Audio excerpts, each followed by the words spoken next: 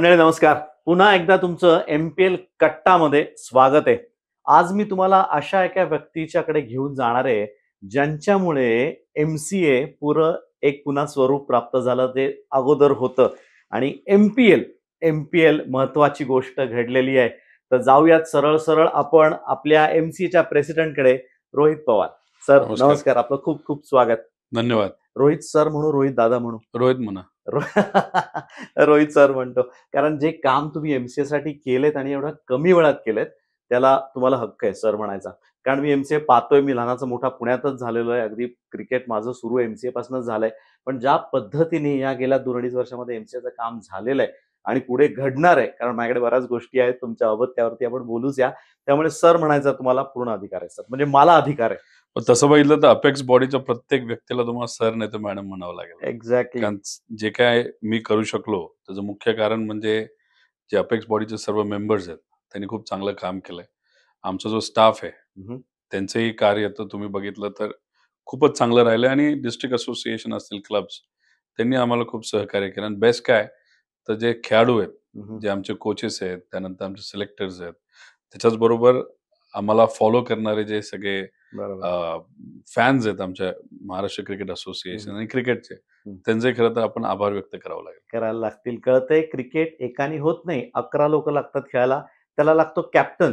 तर कॅप्टन इथे बसलेला आणि काय कॅप्टन आहे ते कळतंय आपल्याला. श्रेय स्वतःला घेत नाहीत. त्यांचं म्हणणं आहे फक्त टॉस करायला मी तिथे. बाकी सगळे अपेक्स बॉडीज करणार आहे. पण मला परत यायचंय थोडंसं तुमच्या पास्टकडे. 100% करियर बघितलं तर आपण पूर्ण पॉलिटिकल करियर. तिकडनं क्रिकेट एवढा एकदम मोठा स्विंग? नाही, 100% पॉलिटिकल नाही म्हणता येणार. वयाच्या 21व्या वर्षी म्हणजे 2007 पासून व्यावसायिक क्षेत्रामध्ये मी काम करत आलेलो आहे. त्यानंतर मग गेले 5-6 वर्ष झालं राजकारणात आहे आणि गेले 1.5-2 वर्ष झालं आता असोसिएशनचा मी अध्यक्ष आहे, मेंबर आहे. महत्वाचं काय की तुम्ही व्यवसाय करा, घर चालवा, पॉलिटिक्समध्ये जावा, असोसिएशन चालवा, नाहीतर काही करा.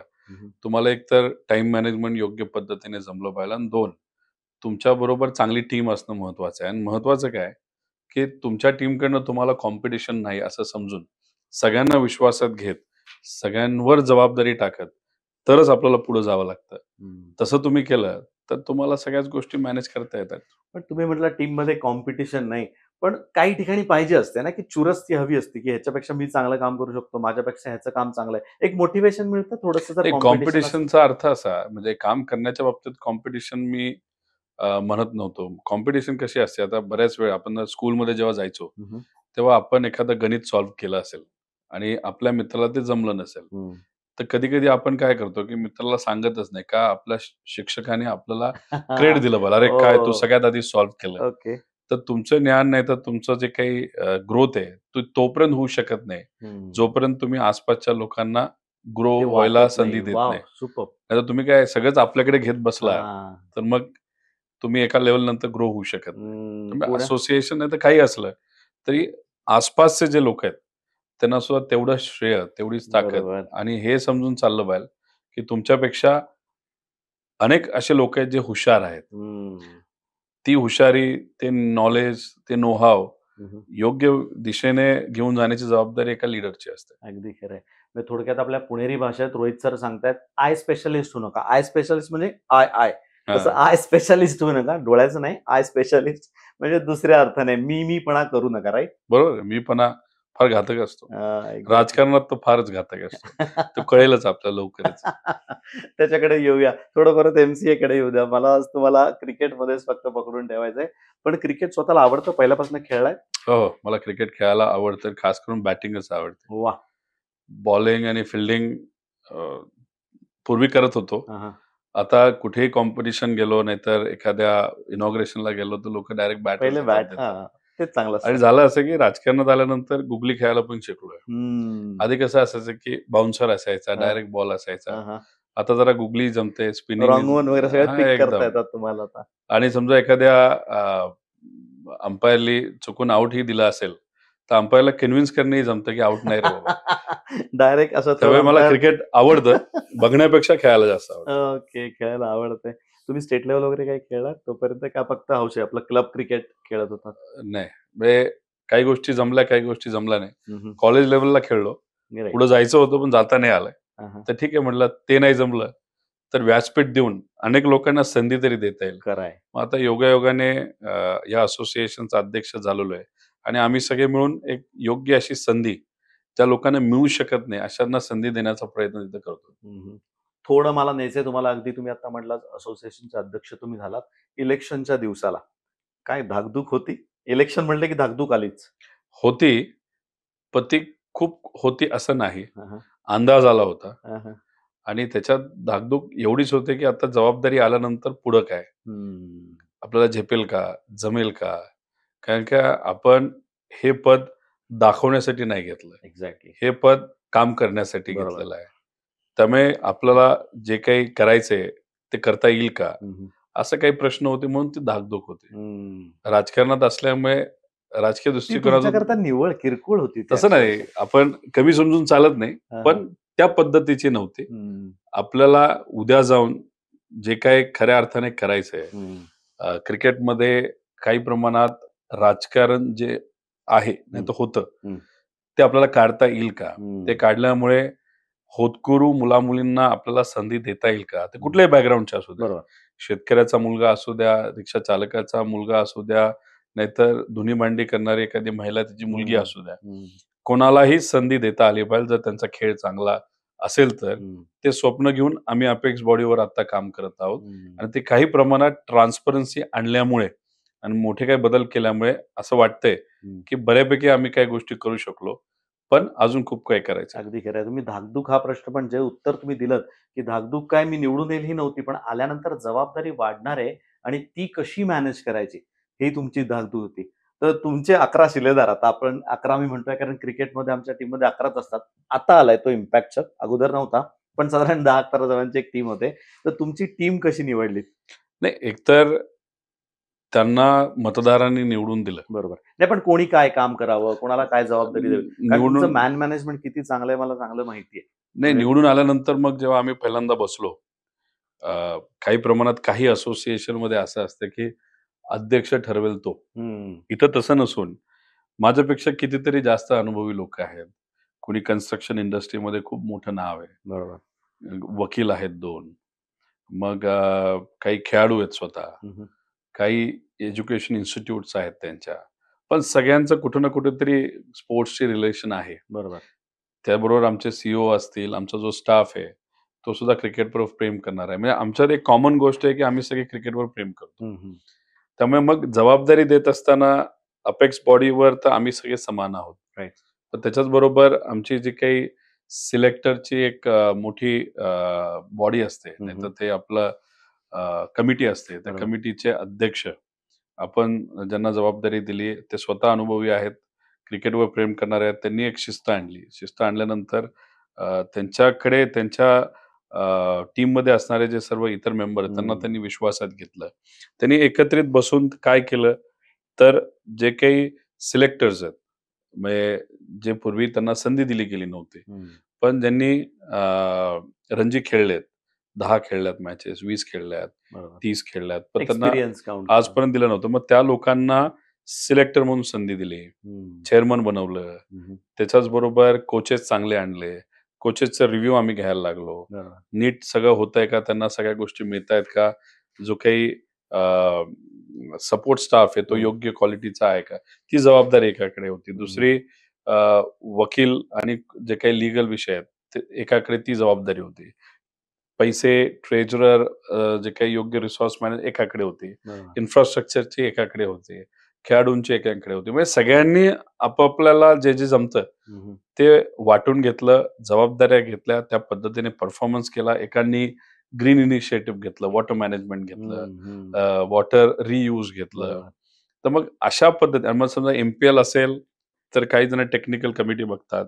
वर्ल्ड कप होतं, तेव्हा सुद्धा काही लोकांनी ओव्हरऑल मॅनेजमेंट बघितलं, हं. काहींनी टेक्निकल कमिटी बघितलं, काहींनी मीडिया बघितलं. त्यामुळे मग आमच्यातल्या आमच्यात ह्या सगळ्या गोष्टी डिस्ट्रिब्यूट करून घेतल्यामुळे हं. एफिशियन्सी खूप मोठ्या प्रमाणात वाढली. हं. फरक पडतो. त्यामुळे जर योग्य माणसाला योग्य काम मिळालं किंवा आवडीचं काम मिळालं, तर माणूस अगदीच मन लावून करतो. त्याबद्दल वादच नाही. तुम्ही स्वतःला कशा प्रकारचा कॅप्टन म्हणाल? म्हणजे डिक्टेटरशिप आहे, मग हेच करा का दोन्ही सारखं ये भी कर सकते ये भी हो सकता है? दोन्ही माझा फेव्हरेट आहे. हा, हा. आणि दुसरं, आज राजकारणात सुद्धा आम्ही डिक्टेटरशिपच्या विरोधातच लढतोय. त्यामुळे आम्ही स्वतः डिक्टेटर राहून चालणार नाही. ओके. लोकशाही महत्वाची आहे. आणि एक जाणून घेणं, की तुमची जी टीम आहे ती तुमच्यापेक्षा जास्त अनुभवी आहे त्यांच्या त्यांच्या क्षेत्रामध्ये. आणि तो त्या ड्यू टीमला रिस्पेक्ट फक्त त्यांना. मग तो दिलाच पाहिजे ना. आपण जर समजायला लागलो, की आपलं सगळंच जमतं नाही, तर या वाव. जगामध्ये आपणच शहाणं आहोत, तर आपल्यासारखा वेडा कुणीच नाही. त्यामुळे मग सगळ्यांना त्यांचा त्यांचा रिस्पेक्ट देत, सगळे रिसोर्सेस एकत्रित करून असोसिएशनच्या हितासाठी कसं वापरता येईल याचा विचार आम्ही सगळ्यांनी केला. सुपर. तर अशा तऱ्हेने सगळ्यांना एकत्र घेऊन ही गाडी पुढे जाते, एमसीएची गाडी, आणि खूप जोरात पुढे जाते. म्हणजे याचा आता त्याला काय टॉप स्पीड राहिलेला नाहीये. ज्या पद्धतीने तुम्ही धावताय सगळ्यांना घेऊन. रिस्पॉन्सिबिलिटी चालवतोय, ऍक्सिडेंट वगैरे काय होणार नाही. सगळ्यांनी बेल्ट लावलेले आहेत. नाही, त्यामुळे बेल ते लावलंय आणि महत्वाचं आहे. जे रोडवर असतात त्यांची काळजी घेतली. Great, super. थोडं मला आता तुम्हाला आणायचंय एमपीएल कडे. एमपीएल पहिले चालू होतं. म्हणजे मी जसं म्हटलं, मी अगदी एमसीएचा जवळनं पाहतोय इतके वर्ष प्रवास. तर एमपीएल पहिले चालू होतं. तर परत एमपीएल चालू करावं असं तुम्हाला का वाटलं? अशी खेळाडूंची इच्छा होते. अच्छा. आणि मग ते डायरेक्ट अप्रोच तुम्हाला केला त्यांनी? ते आम्ही जेव्हा केव्हा खेळाडूंना भेटायचो, प्लेयरला भेटायचो, त्यांच्या सगळ्यांची इच्छा असायची, की हम्म. बाबा आम्हालाही असं इंटरनॅशनल सारखं व्यासपीठ मिळालं पाहिजे. ओके. आता एखाद्या व्यक्तीला भाषण देण्याची आवड असते, हम्म. पण ते व्यासपीठ मिळणं फार महत्वाचं हम्म. असतं. ते कुठेही मिळालं. म्हणजे आता ठीक आहे, 1000 लोकांच्या समोर मिळालं का 10,000, पण व्यासपीठ देणं महत्वाचं आहे. बरोबर. आता एमपीएल हे आयपीएल सारखे एक व्यासपीठ आहे. हम्म.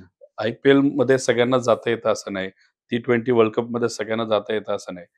मग एमपीएल आपण काय केलं, की सगळ्या गोष्टी समान. हम्म. म्हणजे क्वालिटी ऑफ पिच समान, इंटरनॅशनल एक्सपिरियन्स जो काही ग्राउंड आहे, इंटरनॅशनल स्टेडियममध्ये आहे. अगदी. पब्लिक तेवढंच येतं, 25,000-30,000 लोक बघायला येतात. हम्म. आता आम्ही तर जिओवर ते प्रक्षेपण करणार आहोत. त्यामुळे तुम्ही मेन मेन टेलिव्हिजनवर नाहीतर ऑनलाईनवर सगळ्यात जगात सगळ्यात जास्त रीच असणारं जे चॅनल आहे, त्याच्यावर त्या मुला-मुलींना तिथे खेळायला जिथे मिळणार. आयपीएल, ज्या प्लॅटफॉर्मवरती आयपीएल दिसतं, तिथेच 2 दिवसानंतर हां, एमपीएल दिसणार. म्हणजे त्याचं कारण कारण खूप महत्वाची गोष्ट मग ते ती एक आहे. व्यासपीठ आहे. त्या हम्म. व्यासपीठावर आम्हाला जाता यावं असं खेळाडूंची इच्छा होती, हम्म. मुलांची, मुलींची. हम्म.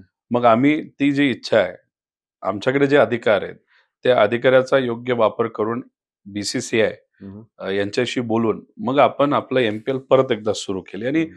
फक्त सुरू नाही केली, तर दिमाख्यात सुरू केली. एकतर टीमची जी काही किंमत आहे ती मोठ्या प्रमाणात वाढवून आपण घेतली.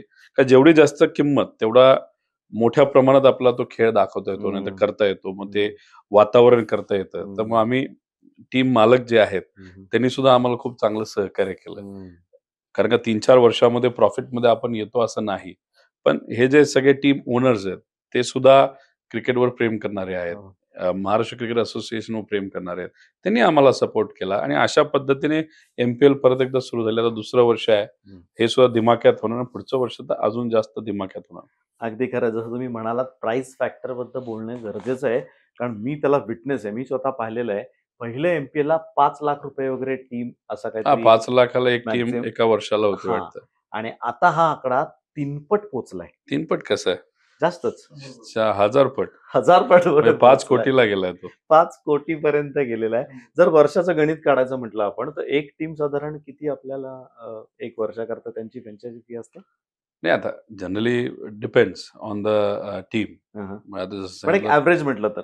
ॲव्हरेज काढायला गेलं तर 3.5-4 पर्यंत टीम गेली असेल हां, फरक कळतोय. वर्षाला. शून्यातला फरक आहे हा. म्हणजे अमाउंट जी होती, तो शून्य वाढतायत. त्यामुळे किती मोठं स्वरूप प्राप्त झालंय. नाही खरं सर, मी इंटरव्ह्यूज वगैरे पण करतोय एमपीएलसाठी, इतर टीमचे वगैरे पण करतोय. टीम ओनर्स तुमच्यावरती फार खुश आहेत. म्हणजे मी 6ही टीम ओनरचं इंटरव्ह्यू घेतलं. एकही व्यक्ती मला असं म्हटलं नाही, हे नाही केलं, ते नाही केलं, ते नाही केलं. चालू केलं, ते पहिलं ते खुश आहेत. त्याच्यात ज्या पद्धतीने तो प्लॅटफॉर्म तुम्ही त्यांना देताय, मग त्या प्रॅक्टिस मॅचेस असो किंवा मागच्या वर्षी त्यांना व्हेन्यूवरती दिलेल्या तुम्ही सुविधा असो, तर ते ऑल हॅपी. तर त्यांना एवढं तुम्ही खुश कसं ठेवताय? नाही, पॅशन एकच आहे. हं. आता तसं त्यांचं मोठं मन आहे, की ते तिथं सांगतायत की चांगलंच आहे. कारण शेवटी आपण जेव्हा एखादा रुपया देतो, नाहीतर जे काही आपण एखादी गोष्ट विकत घेतो, तर कुठं ना कुठेतरी आपल्या अपेक्षा त्या गोष्टीकडनं जास्त असतातच. आमच्याकडनं सुद्धा त्यांच्या अपेक्षा आहेत. आता समजा त्या 100 असतील, तर हं. आम्ही आता 80 पर्यंत फुलफिल करू शकतो. कारण प्रयत्न शेवटी तेवढा. अशा लोकांकडूनच अपेक्षा ठेवू शकतो ज्यांच्यात कॅपॅसिटी आहे. तर आता जी आमची अपेक्स बॉडी आहे त्यांच्यात कॅपॅसिटी आहे. ते खूप काही करू शकतात. त्यामुळे अपेक्षा आहेत. पण जे काही शॉर्टफॉल असतो ते समजून घ्यायला पण त्यांचं मोठं मन लागतं. हे जे ओनर्स आहे आणि हळूहळू ते आणि आम्ही सगळे मिळून एमपीएल ला फार वेगळ्या लेवलला पण घेऊन जाणार आहोत. चांगले जेल झालाय तुम्ही आता आहे ते ना, 6 लोक आणि तुमची अख्खी टीम. 100% त्याचं कारण काय? इंटेन्शन अच्छा. इंटेन्शन की चांगलं चांगलं. क्रिकेट खेळायला मिळालं बरं. पाहिजे हे सर्वांचं. म्हणजे त्यांच्याकडनं जो पैसा येतो, तो उगाचच वाया जात नाही. हा विश्वास जेव्हा ओनरला योग्य मार्गी असतो, लागतोय तो. योग्य मार्गी लागतोय, त्याच्यावरनं तो विश्वास असल्यामुळे एक सॅटिस्फॅक्शन असतं, की असंच कुणी वाढवायचं म्हणून खर्च वाढवले जात नाहीत, करायचं म्हणून खर्च केले जात नाहीत. बरोबर. पैशाचा योग्य वापर हा क्रिकेटसाठी केला जातो. हे सॅटिस्फॅक्शन त्यांच्या मनामध्ये असल्यामुळे प्लस त्यांच्या पैशाला उद्या जाऊन व्हॅल्यू मिळणार आहे. ती जी इन्व्हेस्टमेंट आहे, त्या इन्व्हेस्टमेंटला उद्या जाऊन व्हॅल्यू मिळणार आहे आणि ते व्हॅल्यू देणारी जी अपेक्स बॉडी आहे ना, ते जी लोकं आहेत, ते असोसिएशन आहे, ते योग्य लोकांच्या हातामध्ये आहे. त्यामुळे ह्या सगळ्या गोष्टींमुळे कदाचित ते जेल जे तुम्ही म्हणता, जरा जास्तच फास्ट आम्ही सगळे झालो. फास्ट झालेत अक्षरशः. कारण मागच्याच वर्षी जे टीम होते ऑब्व्हियसली 3 वर्षाचं कॉन्ट्रॅक्ट आहे. पण यावर्षी कोणी असं बाकी आलं नाही, की नको यावर्षी नको करायला. ते ऑल आर हॅपी आणि कधी मॅचेस चालू होतायत असं त्यांना वाटतंय. कारण जो स्टँडर्ड तुम्ही ठेवला ना, तो अक्षरशः आय-पी-एल लेव्हलचा आहे. मग त्यामध्ये तुमचा आय-पी-एलचा पण अभ्यास आहे. स्वतः मॅचेस तुम्ही जाऊन आय-पी-एल पाहून आलात लाईव्ह मॅचेस? नाही बघतो. हां. आता थोडंसं राजकारणात असल्यामुळे थोडा वेळ कमी मिळतो. टीव्हीवर पण तसं बघता येत नाही. पण विषय एवढाच आहे, की आता आय-पी-एल ज्या पद्धतीने घेतली जाते, ठीक आहे, त्याचं बजेट वगैरे फार जबरदस्त असतं, फार मोठं आहे.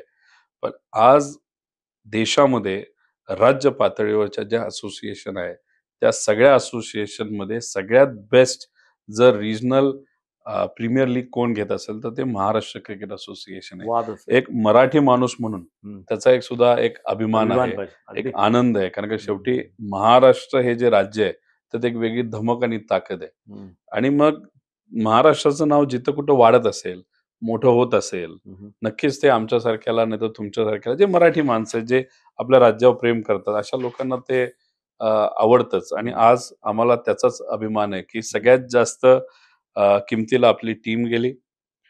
सगळ्यात मोठ्या प्रमाणात म्हणजे जे काही व्याप्ती असते ना, तर तो जो एन्व्हायर्नमेंट असतो, वातावरण जे आपण करतो, ते आय-पी-एल सारखं तिथं करतो. ऑब्व्हियसली बी-सी-सी-आयचा सपोर्ट आपल्याला आहेच. पण त्याच्याच बरोबर आपण एक पहिली असोसिएशन आहोत, ज्यांनी महिलांसाठी एक WMPL सुरू केलं. म्हणजे आय-पी-एलनी तर सुरूच केलं. बरोबर. पण दुसऱ्याच वर्षी आपण WMPL म्हणजे महिलांसाठी म्हणजे आपण Maharashtra women's cricket Maharashtra premier association league. तिथं आपण बरोबर. असोसिएशन म्हणजे प्रीमियर लीग तिथं प्रीमियर लीग घेत आहोत. चालू केलं.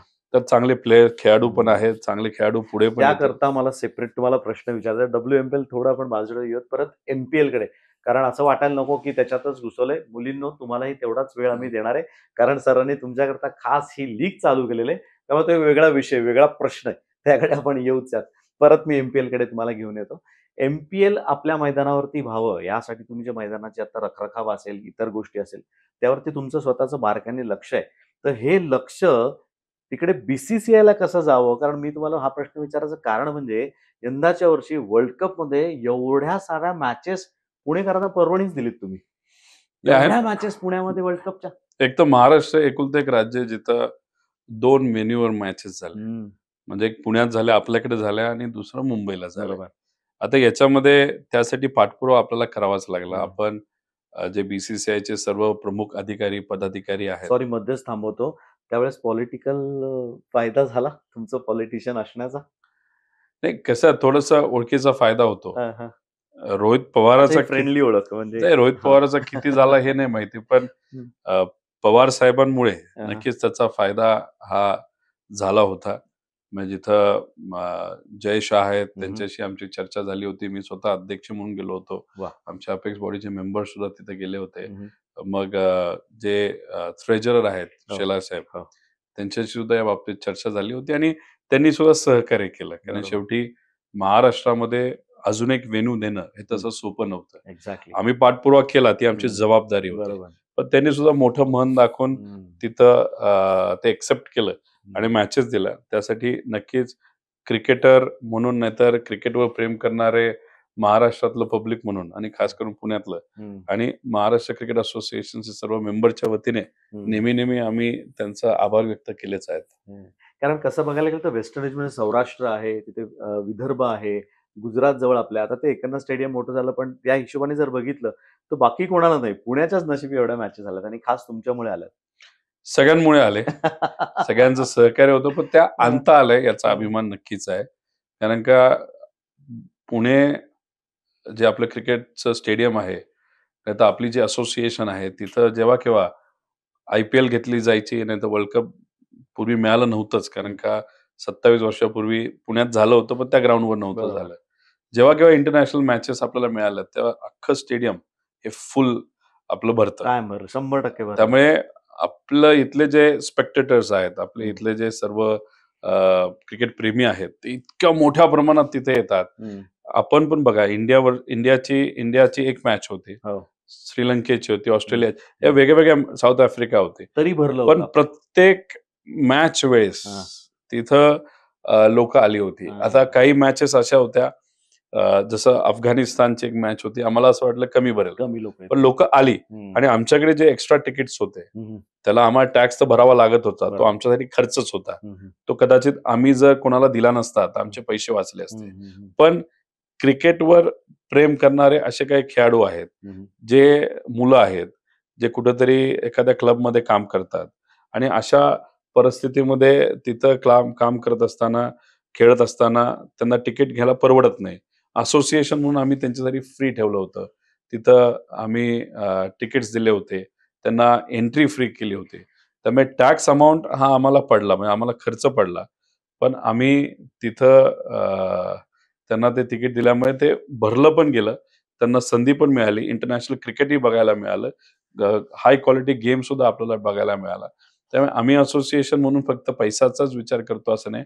फर्स्ट क्रिकेट, 2 मग क्रिकेट वाढवण्यासाठी सर्व खेळाडूंपासून जे काही मुलं असतील ज्यांना इंटरनॅशनल स्टेडियमला जाता येत नाही, अशांना सुद्धा आपण पासेस तिथे दिले होते. हं. त्यामुळे सगळं स्टेडियम भरेल याची जबाबदारी आणि गॅरंटी तुम्ही घेतली होती. त्यामुळे BCCI पण निश्चिंत होतं. त्यांना माहिती आहे, की पुढे म्हटल्यानंतर 100% गर्दी होणार. नाही, एक तर तिकीट घेऊन लोकं आलीच. हं. पण महत्वाचं ते नाही. मोठी गोष्ट ती आहे, की म तिकीट घेऊन नाही, सुद्धा पण स्वतः एक आहे, की आमच्याकडे जे काही पासेस होते, हो. ते आम्ही फ्री हो, डिस्ट्रिब्यूट ते केले. पण तुम्ही पण ते स्वतः सांगितलं. फ्री कोणाला डिस्ट्रिब्यूट केले? त्यांना गरज आहे. ज्यांना गरज नाही. मग त्यांनी क्रिकेट बघावं, ज्याला हं. बघायचंय पण जाता आणि येत नाही. ती लोकं 100% मला वाटतं हां. पहिल्यांदा आयुष्यात या येस. आता मोठ्या मैदानात नाशिकमध्ये रिक्षा चालकाचा एखादा मुलगा असेल, त्याने इंटरनॅशनल स्टेडियमला कधी इंडियाची मॅच बघितली कधीच नाही. नाही. बरोबर. इंटरनॅशनल मॅच बघितली नाही. हां, त्याला आम्ही संधी दिली. हां. एक कोल्हापूरची मुलगी असेल, तिला शेतकऱ्याची मुलगी आहे, तिला खेळायचंय, ती हं, खेळते पण. हं. पण इंटरनॅशनल स्टेडियमला जाऊन इंटरनॅशनल हं. मॅच नाही बघितली. बरोबर. तिला आम्ही पासेस दिले. अगदी तर खरं. मग 21 जिल्ह्यामध्ये आम्ही जिथं काम करतो, पुणे जिल्ह्यामध्ये काम करतो. तिथं असे ज्यांना कधीच संधी मिळू शकली नसती, अशांना हं, पण आम्ही हं, इंटरनॅशनल मॅचेस बघण्याची संधी तिथं दिली आणि हं, ते सुद्धा खर्च आम्हाला पडला. हं. त्यासाठी ते मोफत होतं. नाही सर, मी आता तुमच्याशी बोलतोय, मला असं एकंदरीत असं लक्षात येतंय, की हा प्लॅटफॉर्म जसा तुमच्या ताब्यात आला, त्यानंतर ह्यातनं मला काय फायदा होईल ह्यापेक्षा मी ह्यातनं लोकांना काय देऊ शकतो, हा तुमचा जास्त विचार मला तसा वाटतोय. मग त्याकरता खास जसं तुम्ही ग्रासरूट लेव्हलचे प्लेयर्स म्हणता किंवा तुमचे जे टीम ओनर्स आहेत, ज्यांनी तुमच्याकडे फ्रँचायझी तुमच्या एका सांगण्यावरनं विकत घेतलेली आहे, तर त्यांना जास्तीत जास्त द्यावं असं तुम्हाला मनापासून वाटतंय? हे आहे ना, आता ह्या ज्या सगळ्या टीम्स आहेत, त्या फार महत्त्वाच्या टीम्स आहेत आणि हे जे ओनर्स आहेत, ते स्वतः प्रतिष्ठित लोकं आहेत. हं, हं, स्वतःचे मोठे व्यवसाय आहेत. हं, त्यांचं कुठं ना कुठेतरी सामाजिक काम तर आहेच, पण व्यावसायिक दृष्टिकोनातून पण ते फार मोठे आहेत. हं, आता हं, आम्ही काय केलं, की काही जिल्हे म्हणजे तसे आम्ही सगळेच जिल्हे ओपन ठेवले होते. मग काही लोकांनी पर्टिक्युलर जिल्हे तिथं बीड केले. हं. पण ती आता नावं सर बरं झालं तुम्ही तो टॉपिक काढलात. नावं कशी ठरवलीत? म्हणजे नाही, त्यांनीच सिलेक्ट केलं. त्याचं अच्छा. बिडिंग झालं. बरं. त्यानंतर आपण सगळेच ओपन ठेवले होते. ओके. आता समजा जी रत्नागिरी आहे, तर हं. जेट सिन्थेसिस नावाची एक खूप मोठी हो, मल्टिनॅशनल हो. कंपनी तशी इंडियन आहे, हं, पण त्यांचे व्यवसाय तसे मोठे आहेत. हं. मग त्यात म्हणजे पुन्हा एकदा प्रेक्षकांना सांगतो, सचिन तेंडुलकरनी त्याच्यामध्ये पैसे लावलेत. ते एक सॉफ्टवेअर बनवतात म्हणजे क्रिकेटचं त्यांनी ॲप बनवलेलं आहे, ज्यावरती गेम खेळू शकतात. त्यामुळे अ, एवढं मोठं ती एक कंपनी आहे नाही आपल्याकडे. आहे ना, ते फार हो. आणि माहीत नाही ते ओनर आहेत का नाही सचिन, पण ते इन्व्हॉल्व्ड आहेत. हां, हां. आता पुण्याची जी आहे, ती आपली फोरेस्ट बप्पा हो. म्हणजे त्यांच्याकडे ती आहे. कोल्हापूरची पुनीत बालन ग्रुप आहे, नाशिकची ईगल इन्फ्रा नावाचा ग्रुप आहे, रायगड कपिल बाहेती म्हणून आहेत. त्यानंतर मग आपली जी याची संभाजीनगरची व्यंकटेश्वरा ग्रुप आहे. तर अशा पद्धतीने हे सगळे ओनर्स तिथं आहेत आणि मग ते स्वतः त्यांच्या सेक्टरमध्ये त्यांचं तसं मोठं नाव आहे. बरोबर. पण मग उद्या त्यांना जर असं वाटलं असतं, हे कशाला याच्यात जायचं, तर त्यांनी निर्णय घेऊ शकले असते. पण क्रिकेटवरचं प्रेम, पैसा अनेक लोकांकडे असतो, पण तो क्रिकेटसाठी, क्रिकेटर्ससाठी, होतकरू मुला-मुलींना संधी मिळावी यासाठी कोणी असंच खर्च करत नाही. तर या सगळ्या टीम मालकांनी, ओनर्सनी विश्वास जो दाखवला क्रिकेटवर आणि महाराष्ट्र क्रिकेट असोसिएशनवर, फार मोलाचा विश्वास आहे आणि आम्ही कृतज्ञ त्यांच्याबद्दल नेहमीच राहू. नाही, अगदी खरं आहे. ज्याप्रमाणे आपण नावं बघतोय, आपण अक्षरशः पिंजून काढलं याच्यामध्ये महाराष्ट्र. रत्नागिरीपर्यंत, रत्नागिरीचं नाव तर आहेच आहे, पण मी इंटरव्ह्यू घेताना मला कळलं रत्नागिरीतला मुलगा देखील त्यांच्या टीममध्ये आहे. कोल्हापूरचे सुद्धा 4 मुलं कोल्हापूरच्या टीममध्ये आहेत. जर तुम्ही म्हणाल CSK मध्ये छत्रपती संभाजीनगर, तिकडचीही 6-7 मुलं त्या टीममध्ये आहेत. त्यामुळे आता फक्त पुण्यासाठी मर्यादित राहिलेलं नाहीये MCA. MCA खऱ्या अर्थाने महाराष्ट्र क्रिकेट असोसिएशन, म्हणजे सॉरी टू से, पण अगोदर सर असं घडत नव्हतं. पण ज्या पद्धतीने ते घडवताय, खरंच हॅट्स ऑफ. खूप मोठी जबाबदारी एक पार पाडताय. एका लेवलपर्यंत घडत होतं. आता मोठ्या प्रमाणात ते घडतंय आणि शेवटी आजीचे जे काही अपेक्स बॉडी मेंबर होते त्यांनी खूप कष्ट घेतलेत आणि त्याच्यामध्ये शिर्के साहेब असतील, अजय शिर्के साहेब आणि सगळे जे मेंबर्स होते, त्यावेळेस चॅलेंजेस वेगळे होते. स्टेडियम बांधायचं होतं, मग ते स्टेडियम त्यांनी बांधलं आणि मग आम्ही आता वेगळ्या लेवलचे चॅलेंजेस तिथं फेस करत आहोत. एका वेगळ्या लेवलला क्रिकेटला घेऊन जात आहोत. त्यामुळे याच्या आधीच्या पण लोकांनी जे काही कार्य केलं, जे काही कष्ट घेतले, ते सुद्धा महत्वाचे होते. त्यांनी ते घेतले म्हणून तर आज हे दिवस आपल्याला बघायला मिळतात. पण शेवटी आपल्याला नेहमी एका लेवलला, एका हाईटला सगळ्या गोष्टी घेऊन जाव्या लागतात आणि ते आता आम्ही सगळेजण मिळून करत आहोत. वाह! छान. पहिलं बेस होता, पाया होता, म्हणूनच इमारत उभी राहते असं म्हणणं आहे. तसंच काहीसं इथे आपल्याला ऐकायला देखील मिळतंय. थोडं स्टेडियमकडे येऊयात परत. माझ्या ह्याच्या हिशोबाने, माहितीप्रमाणे अजून आपलं स्टेडियम पूर्ण सर्व बाजूनी तेवढं असं 3 स्टँड्स होणार आहेत? येत्या काळामध्ये आम्हाला ते करायचं आहे.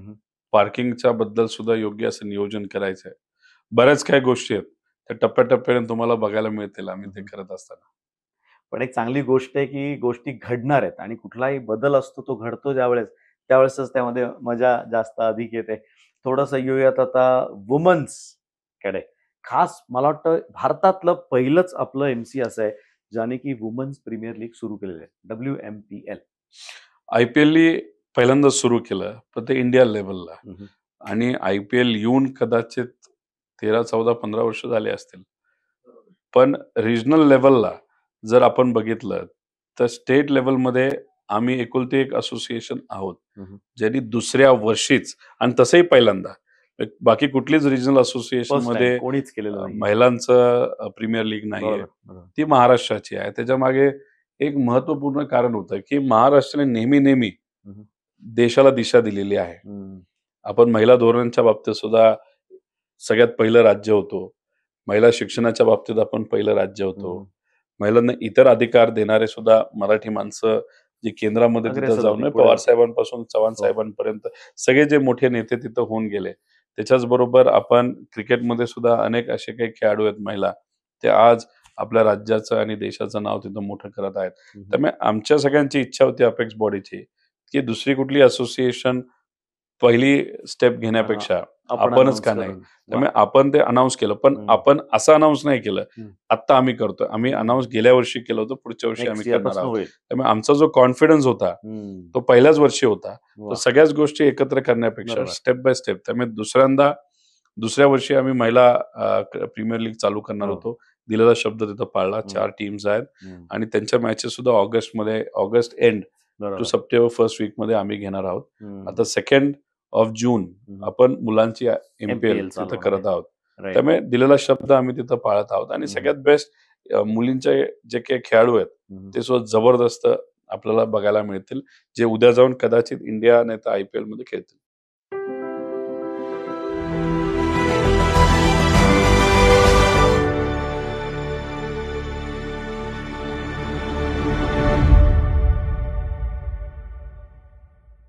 येऊयात पुन्हा एकदा एमसीएच्या वेगळे वेगळे तुम्ही खूप सारे उपक्रम करताय. म्हणजे जर लिस्ट काढायची म्हटलं तर 2 फुलस्केप वह्यावरती एवढ्या गोष्टी तुमच्या चालू आहेत. पण एक स्पीड स्टार म्हणजे स्पीड जोरात गोलंदाजी करा, बॉलिंग करा, हे कुठनं डोक्यात आलं? नाही आता कसं आहे, की लोकात जेव्हा असतो तेव्हा नवीन-नवीन आयडियाज येतात. हं. आता आमच्या सगळ्यांचं म्हणणं एवढंच होतं, की जास्तीत जास्त खेळाडूंना संधी दिली पाहिजे. हं. आता आम्ही सहसा म्हणजे आम्ही अपेक्स बॉडीवर येण्यापूर्वी हं, हं. 500 ते 600 मॅचेस होत होत्या. हं. त्या गेल्या वर्षी आम्ही 750-800 ला नेल्या. आत्तापर्यंत त्या 950 1000च्या आसपास आम्ही गेलो आहोत. वॉव! तर तेवढे खेळाडू, बरोबर. मग तेवढ्या एक्सपोजर मिळतंय मुला-मुलींना तुम्हाला. तिथे एक्सपोजर हं. मिळतं. मग अशा पद्धतीने सुद्धा त्याच्यात आम्ही टीम्स वाढवल्या. हं, हं. म्हणजे पूर्वी समजा 2800 मुला-मुलींना संधी मिळत होती. आता ती 7000च्या आसपास गेलेली आहे. हं. तर मग तिथून नवीन टॅलेंट येतो. हं. त्याच्याच बरोबर आम्ही विचार करत होतो, की आपल्याला फास्ट बॉलर शोधायचे आहेत. बरं. मग काय करता येईल? तर मग अपेक्स बॉडी आणि आम्ही सगळ्यांनी ठरवलं, की चला आपण स्पीडस्टर हं, हं. महास्पीडस्टर असं नावाचं पण एक सर मध्येच पुन्हा एकदा थांबवतो. So sorry. महाराष्ट्रात सचिन तेंडुलकरच्या बॅटर्सच्या महाराष्ट्रात बॉलर शोधावा असं का वाटलं? नाही, नाही. एक कसं आहे, बॅटिंग हे फार वेगळ्या लेव्हलची स्किल आहे हं, हं. आणि ते शोधायला वगैरे त्याला खूप वेळ आणि बऱ्याच काही हं, गोष्टी असतात. हं, बॉलरचं कसं असतं आणि ते सुद्धा पेस बॉलरचं हं, स्पीड फार महत्वाचं हं. असतं. आणि असं त्यामुळे वाटत होतं की निग्लेक्ट होतायत हे बॉलर्स कारण ज्या पद्धतीने क्रिकेट सध्या चालू आहे, बॉलर्स फक्त फटके खायला असतात असं म्हटलं जातं. हं. पण चांगले बॉलर्स येऊ दे की त्यांना प्रोत्साहन द्यावं म्हणून असं कुठे डोक्यात आलं? जनरली कसं आहे, की क्रिकेटबद्दल आपण जेव्हा विचार करतो, हं, हं. जे काही कोणी फेव्हरेट स्टार्स जर आपण बघितलं, सगळे बॅट्समन असतात. हां. त्यामुळे मग गल्ली क्रिकेटपासून पार कुठलंही क्रिकेट असेल इंटरनॅशनल लेव्हलचं, त्याच्यात बॅट्समन हं. म्हणजे सगळ्यांनाच इच्छा असते, की आपण चांगला बॅटिंग बॅट्समन करावी बनू, वापस. चांगली हो. बॅटिंग करू. आता मी बॅट सोडत नाही. हं, तुम्ही कदाचित तसंच करत असाल. तर मग बॅट्समन बरेच मिळून जातात. हं, पण मग स्पिनर्स आहेत, ते हं, शोधावे लागतात, ते आपण शोधतो. पण मग पेस बॉलरसाठी आपल्याला काहीतरी वेगळं हं. करावं लागेल. म्हणून कारण का स्पेसिफिक त्यांचं पेस म्हणून. सुद्धा म्हणजे जशी बॅटिंग ऑर्डर आपली महत्वाची, तशी आपली बॉलिंगची ऑर्डर पण बरोबर, महत्वाची बरोबर. आहे. त्याशिवाय आणि संघ पूर्णच बॉलिंगमध्ये नाही. सहसा आपण पेस बॉलरपासून सुरुवात हं, करतो. हं. आणि मग आम्हाला असं वाटलं, की ठीक आहे, आता नवीन काही टॅलेंट आपल्याला शोधायचं आहे, हं. की बॅट्समन तर आपल्याला तसे मिळून जातात आणि कुठल्याही एखाद्या लहान मुलाला सुद्धा विचारलं, की तुला काय बनायचं? तर सहसा ते तो म्हणतात, की बॅटरच बॅट्समन. म्हणा. हां. म्हणजे आता राजकारणात सुद्धा बॅट्समनच जास्त चालतात. आता बॅट्समनकडे थोडासा लोकांचा फोकस असल्यामुळे बॅट्समन मिळून जातात. हं. पण एखादी मॅच जिंकायची असेल तर फक्त बॅट्समनवर जिंकता येते असं नाही, बॉलर चांगले बॉलर लागतात. पाहिजे तुम्हाला. मग बॉलरमध्ये वेगवेगळ्या कॅटेगरीज आहेत. स्पिनर आहेत, हं. मग मिड मिड आहे. मग आणि सगळ्यात महत्त्वाचं काय आहे, की आपल्याला पेस बॉलर असणं फार हं, महत्त्वाचं असतं. हं. त्यामुळे मग आम्ही शोधत होतो. आम्हाला काही जे काही 7,500 8,000 मुला-मुलींना आम्ही संधी देतो, त्यातून काही जण सापडले. हं, हं. मग आम्ही विचार केला, की एक फारच ट्रान्सपरंट सिस्टम जर आपण काढू शकलो आणि ती सिस्टम याच्यासाठी काढू, की जेव्हा एखाद्या लेदर बॉलवर काही मुलं खेळत असतील, तर हं. त्यांना क्लब, हं. डिस्ट्रिक्ट हं. तिथून पुढे यावं लागतं. हं. पण मग आपण एक स्पीडस्टर नावाची एक कॉम्पिटिशन काढू हं, हं. अख्ख्या 21 जिल्ह्यासाठी. नाहीतर महाराष्ट्र क्रिकेट असोसिएशनच्या जिथं कुठं काम आहे तिथं. आणि त्याच्यातून बघू किती येतात. बरोबर. आम्हाला असं वाटलं ठीक आहे 2-3 हजार येतील. हं. पण आम्हाला रजिस्ट्रेशन आले 10,000. हं. त्यात मुलं होती, मुली होते आणि त्याच्यामध्ये तर इतके चांगला टॅलेंट आम्हाला मिळालेला आहे, हं, हं. की एक मुलगा आहे तो 142 ली स्पीडली टाकतो. वाह! आणि आता इंडियन जे बॉलर्स आहेत, त्याच्यामध्ये मॅक्सिमम जे स्पीड आहे आता हं. 145 च्या आसपास आहे. 145 जसप्रीत बुमराह हां, 145, जसप्रीत 150 आहे. म्हणजे तुम्ही जर बुमराह 48 टाकतो. बघितलं तर 145 च्या आसपास हां. आहे, पण तो आफ्टर ट्रेनिंग आहे. बरोबर. हां, एक्झॅक्टली. हा हे जो हिरो महत्वाचं आहे, आहे. त्याला रॉय. अजून ट्रेनिंग नाही. तो टेनिस बॉलचा वॉव! बॉलर आहे. बरं. त्याला आता आम्ही ट्रेनिंगमध्ये घेतलेलं हां. आहे. आता मुली सुद्धा 108, 110 च्या आसपास आम्हाला सापडलेल्या आहेत. हं. त्यांचं आता आम्ही ट्रेनिंग करणार. म्हणजे हं, आम्ही हं. 10,000 पैकी हं. आता 30-40 सिलेक्ट केलेल्या आहेत. त्याच्यातून आता आम्ही 10 एक पुढे आणणार आणि त्यांना हं. तिथं संधी देणार. आता वाह! याच्यासाठी अनेक लोकांना माहीत नव्हतं, की क्रिकेटमध्ये आपल्याला सहभाग कसा घेता येईल. हं. मग क्लब खेळावं लागतं का? मग हां, डिस्ट्रिक्ट खेळावं एक लागतं का? स्टेप बाय स्टेप हां, मग येतात आम्ही त्यामध्ये. सोशल मीडियावर खूप ह्याची प्रसिद्धी केली. प्रमोशन खूप चांगलं झालं आता याचं. आमचं जे काही सोशल मीडिया आहे, हं, हं. या देशात, या जगात हं, हं. सगळ्यात जास्त बी-सी-सी-आयचं आहे. हं. बी-सी-सी-आय झाल्यानंतर मग आय-सी-सीचं आहे. ओके. त्यानंतर मग आपलं भारतात बोलायला गेलं तर उत्तर प्रदेशचं आहे. ठीक आहे, बरं, लोकसंख्या तिथं बरं. जास्त आहे. हं. 1,00,000 40,000च्या आसपासचे असतील हम्म. आणि आपण आता 90,000च्या आसपास आहोत आणि ते सुद्धा हो. गेल्या 6 महिन्यामध्ये. फॉलोअर्स आपले. तर मग आम्ही त्याच्यावर प्रमोट केलं. हम्म. लोकांपर्यंत ते गेलं आणि ज्यांना कोणाला ते दिसलं, माहिती कळाली. आम्ही खेळाडूंना सांगितलं अजून तुम्ही जास्त लोकांना सांगा. मग या 10,000 पैकी आता हे 40 हिरे आम्हाला सापडलेले आहेत. त्यांना अजून आता आम्ही ट्रेनिंग देऊन घडू आणि मग त्यातून असे काही खेळाडू आता येतील की जे इंडियाला सुद्धा रिप्रेझेंट करतील. एक्झॅक्टली. आणि महत्वाचं हे होतं की कुठलाही तुम्ही गेला क्लब मधनं 4 नावं द्या, इकडनं 4. ज्याला वाटतं की आपल्याला बॉलिंग कुणी करायला जमते तो आलाय.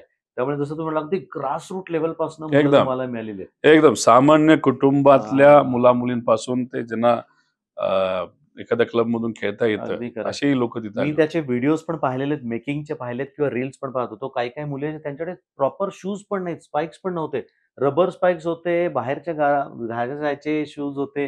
त्यांनी ते लोकं बॉलिंग करत होते. आहे ना. म्हणजे फार अगदी रसातळापर्यंत क्रिकेट पोहोचलेलं आहे. मग आता असोसिएशनचं हेच तर काम आहे, एक्झॅक्टली. की ज्यांच्यात टॅलेंट आहे त्यांना फक्त व्यासपीठ देणं आणि संधी देणं. हां. आणि संधी जेव्हा तुम्ही एखाद्या होतकरू व्यक्तीला देता, त्या संधीचं सोनं ते नक्कीच करतात. त्यामुळे आमची अपेक्षा आहे, संधी देण्याची जबाबदारी आमची.